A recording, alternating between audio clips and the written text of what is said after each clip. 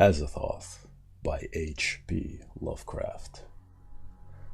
When age fell upon the world, and wonder went out of the minds of men, when gray cities reared to smoky skies tall towers grim and ugly, in whose shadow none might dream of the sun or of spring's flowering meads, when learning stripped earth of her mantle of beauty, and poets sang no more, save of twisted phantoms seen with bleared and inward-looking eyes.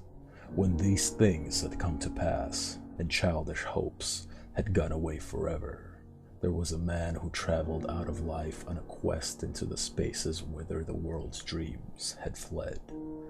Of the name and abode of this man but little is written, for they were of the waking world only. Yet it is said that both were obscure. It is enough to know that he dwelt in a city of high walls where sterile twilight reigned, and that he toiled all day among shadow and turmoil, coming home at evening to a room whose one window opened not on the fields and groves, but on a dim court where other windows stared in dull despair. From that casement one might see only walls and windows, except sometimes when one leaned far out and peered aloft at the small stars that passed.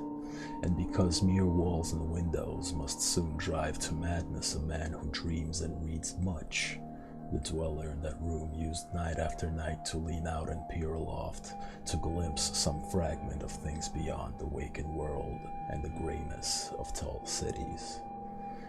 After years, he began to call the slow-sailing stars by name, and to follow them in fancy when they glided regretfully out of sight, till at length his vision opened to many secret vistas, whose existence no common eye suspects. And one night a mighty gulf was bridged, and the dream-haunted skies swelled down to the lonely watcher's window to merge with the close air of his room and make him a part of their fabulous wonder.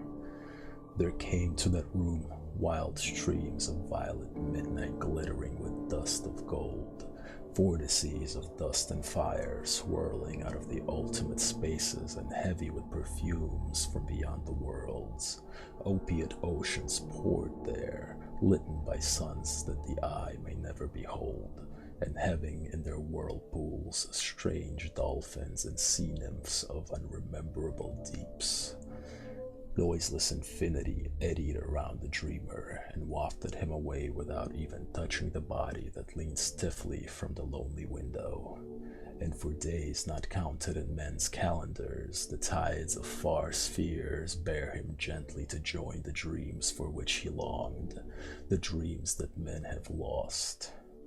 And in the course of many cycles, they tenderly left him sleeping on a green sunrise shore, a green shore fragrant with lotus blossoms and starred by red camelots.